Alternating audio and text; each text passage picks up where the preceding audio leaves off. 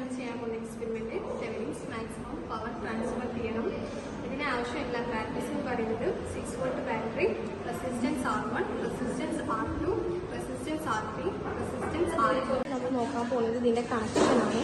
ഇതിൻ്റെ ഇത് 6 volt ബാറ്ററിൻ്റെ positive എന്നത് R1ൻ്റെ ഈ പോയിന്റിലേക്ക് ഒരു കണക്ഷൻ കൊടുക്കുന്നുണ്ട്. R1ൻ്റെ ഈ രണ്ടാമത്തെ പോയിന്റിൽ നിന്ന് തന്നെ R3ൻ്റെ ഈ പോയിന്റിലേക്ക് ഒരു കണക്ഷനും, അതുപോലെ ഈ പോയിന്റിൽ നിന്ന് R2ൻ്റെ ഈ പോയിന്റിലേക്ക് ഒരു കണക്ഷനും കൊടുക്കുന്നുണ്ട്. പിന്നെ R2ൻ്റെ ഈ പോയിന്റിൽ നിന്ന് RLൻ്റെ ഈ പോയിന്റിലേക്ക് ഒരു കണക്ഷൻ കൊടുക്കുന്നുണ്ട്. R3ൻ്റെ ഈ പോയിന്റിൽ നിന്ന് കണക്ഷൻ കൊടുക്കുന്നത് ബാറ്ററിൻ്റെ നെഗറ്റീവിലേക്കാണ്. ഇതിൻ്റെ കാൽക്കുലേഷൻ ചെയ്യുന്നത് എങ്ങനെ നോക്കാം. ഇതിന്ന് 200 റിമൂവ് ചെയ്തിട്ടുണ്ട്. ഇതിന്ന് 50ഉം 10ഉം റിമൂവ് ചെയ്തിട്ടുണ്ട്. ഇതിന്ന് 50ഉം റിമൂവ് ചെയ്തിട്ടുണ്ട്. RL നമുക്ക് വാല്യൂ ചെയ്തെടുക്കാം. ആദ്യം 50ഉം 20ഉം 10ഉം റിമൂവ് ചെയ്തു. ഇനി നമുക്ക് ഇതിൻ്റെ വാല്യൂ എടുക്കാം. അതിന് വേണ്ടിയിട്ട് മില്ലിമീറ്റർ കണക്ട് ചെയ്യാണ്.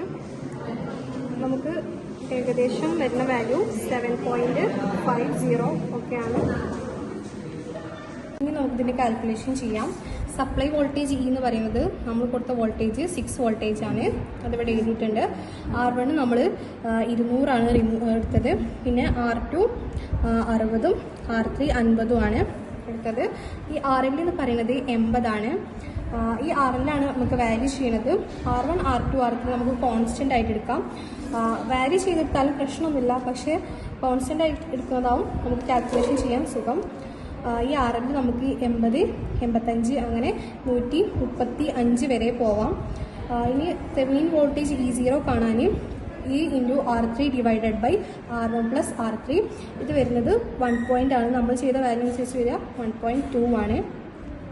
തെവെനിൻ റെസിസ്റ്റൻസ് കാണാൻ R = R2 + R1 × R3 divided by R1 + R3.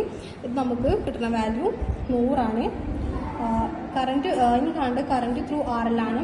IL measured എന്ന് പറയുന്നത് നമുക്ക് മില്ലിയാമീറ്ററിൽ കിട്ടിയ വാല്യൂ ആണ്. ആ വാല്യൂ ഇവിടെ എഴുതി വെക്കാം. IL കാൽക്കുലേറ്റർ കാണാൻ IL = E0 divided by R + RL ആണ്. ആ വാല്യൂ നമുക്കത് ആ വാല്യൂസ് ഇവിടെ എഴുതാം. നോക്കാൻ പോകുന്നത് ഗ്രാഫ് എങ്ങനെ വരക്കുന്നതാണ്. ഇതിൽ IL മെഷേർഡും IL കാൽക്കുലേറ്ററും അതിൻ്റെ രണ്ടിൻ്റെയും മീൻ എടുക്കുക. ആ മീൻ ഉപയോഗിച്ചിട്ടാണ് നമ്മൾ ഗ്രാഫ് വരക്കേണ്ടത്. ഗ്രാഫ് ഏകദേശം ഇങ്ങനൊരു സ്ട്രക്ചറിലാണ് വരുന്നത്.